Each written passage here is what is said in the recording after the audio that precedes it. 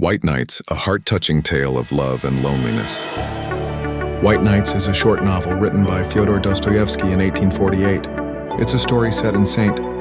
Petersburg during the magical time when the sun never fully set. The White Nights.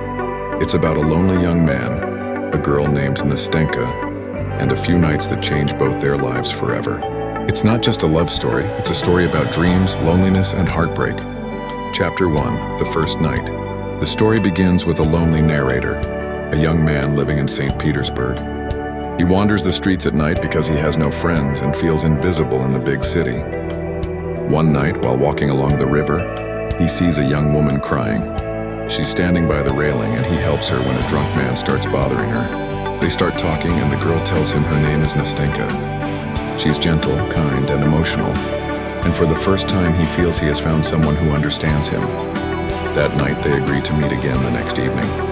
Chapter 2, The Second Night. The next night, the narrator can't wait to meet Nastenka. He cleans himself up, dresses neatly, and arrives early. They sit on a bench near the river and start sharing their stories. The narrator tells her about his lonely life, his dreams, and how he spends most of his time imagining friendships that don't exist.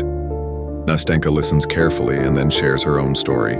She lives with her strict grandmother who keeps her tied by a pin to her dress so she can't go anywhere alone. But once a young lodger came to live in the same house, kind, well-read, and polite.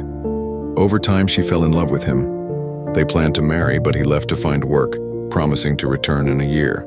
It's now been a year, and she hasn't heard from him. She waits every day hoping he'll return. Chapter 3, The Third Night.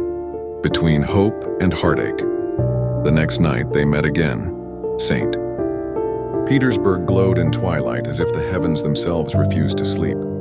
They walked slowly along the quiet river, talking about dreams, about love, about the kind of happiness that only lives in imagination.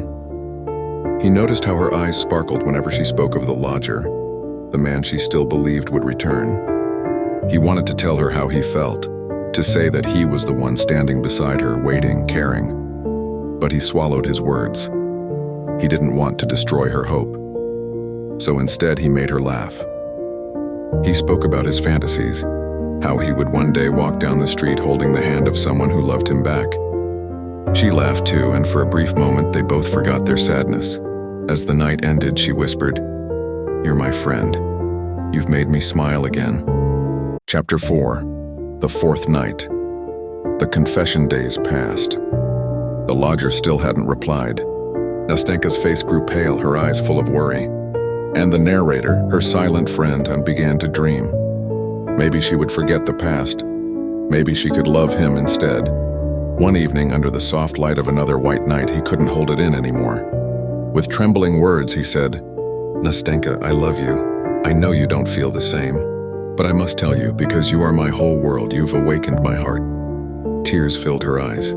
She took his hand and whispered, "I think I love you too. You are kind, gentle, maybe even the one I should have loved from the beginning."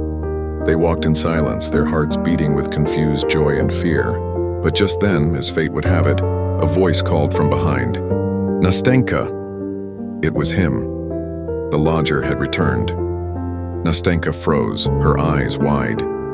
She turned to the narrator, tears falling down her cheeks, and whispered, "Forgive me." Then she ran into the arms of the man she had waited for so long. And just like that, the narrator was left standing alone under the white sky, watching his dream fade away.